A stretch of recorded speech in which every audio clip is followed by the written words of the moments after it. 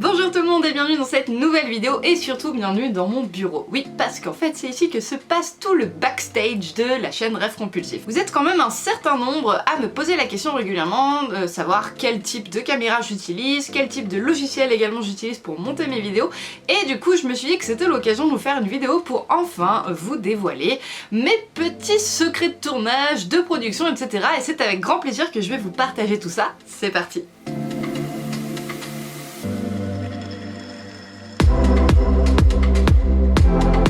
Alors, j'imagine que si vous posez ces questions, c'est que vous aussi, derrière votre petit écran, vous avez envie, pourquoi pas, de vous lancer sur YouTube, ou du moins, peut-être de faire quelques vidéos et de les garder pour vous constituer des souvenirs et les garder précieusement pour vous. Mais je tiens quand même à vous faire une petite mise en garde, puisque si vous décidez de publier sur internet, eh bien vous allez vous exposer.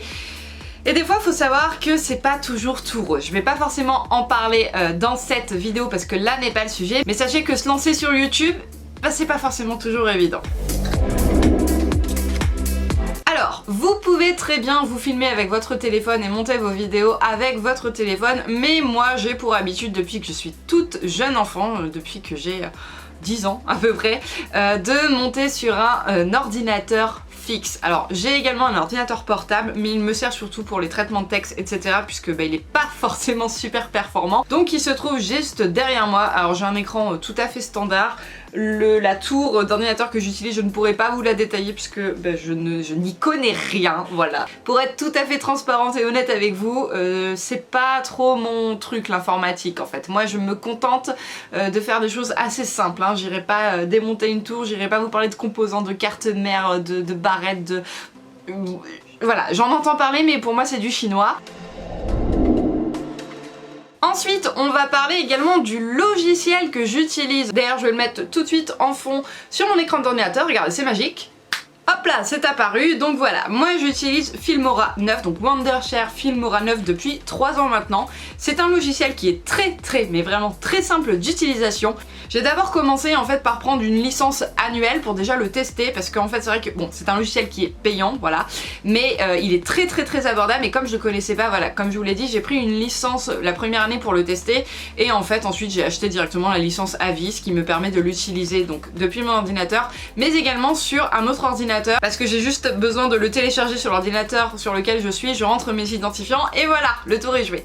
Du coup, comme je le disais, Filmora 9 c'est super pratique, franchement pour les débutants il n'y a pas mieux je trouve, parce que déjà vous avez plusieurs tutos qui sont disponibles sur la chaîne YouTube de Wondershare, dont je vous mets le lien en dessous, en barre d'informations. D'ailleurs je vais vous mettre également le lien de téléchargement du logiciel si jamais il vous intéresse, et ensuite vous pourrez regarder du coup toutes les possibilités d'achat que vous avez, où vous pouvez tester le logiciel également au début gratuitement si vous le voulez. Enfin bref, je vous laisse aller regarder tout ça, mais comme je le disais, il y a plein de possibilités. Du coup c'est super top quand vous commencez notamment sur YouTube, parce qu'il va vous permettre en fait d'embellir la vidéo. Vous avez la possibilité de rajouter des titres, de faire une intro, une outro. Moi c'est d'ailleurs avec ça que j'ai créé l'outro que vous voyez à la fin de mes vidéos, vous savez, où je vous mets le petit abonné, le petit lien de la vidéo également, où je vous invite à cliquer dessus pour aller la visionner. Vous avez aussi la possibilité de faire des belles transitions et de rajouter des sons de transition également par-dessus. Vous pouvez faire aussi des arrêts sur image, des captures écran. Moi c'est ce qui me sert aussi à faire mes miniatures, puisqu'en fait je reprends tout simplement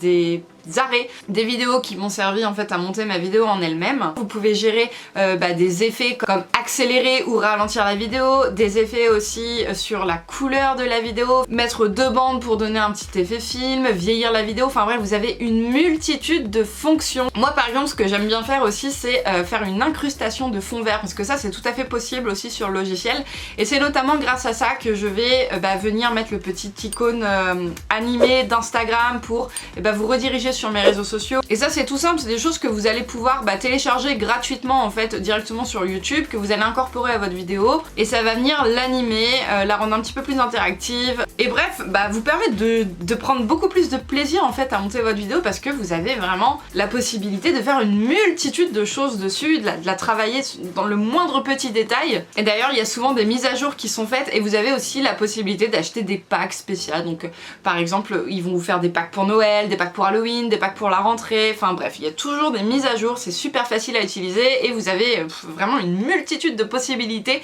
pour créer la vidéo de vos rêves comme un pro en fait, j'ai envie de dire, presque comme un pro. Donc vraiment s'il y a un logiciel que je peux vous conseiller, c'est celui-ci, celui que j'utilise depuis 3 ans, et je pense que c'est pas prêt de s'arrêter.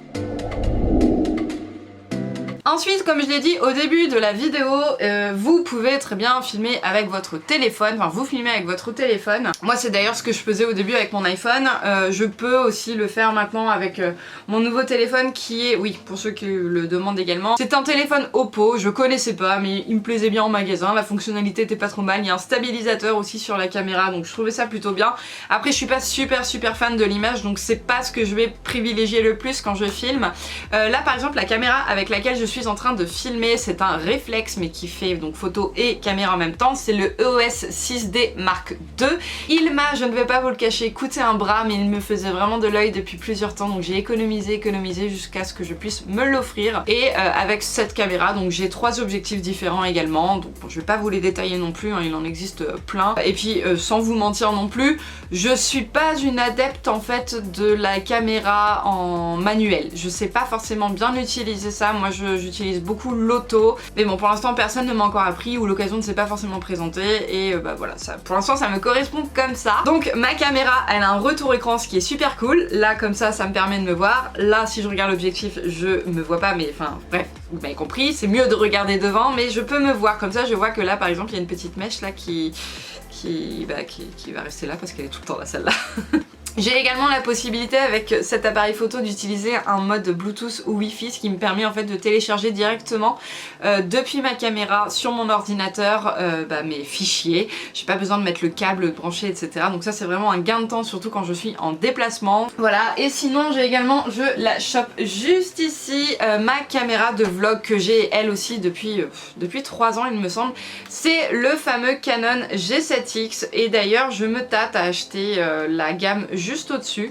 Non pas que celui-ci ne me plaise pas parce que franchement il fait vraiment le job, il le filme super bien, il a une stabilisation également qui me permet notamment avec les chevaux de pouvoir marcher avec la caméra en même temps avec les chevaux, ça va pas trembler, enfin c'est super top, j'adore.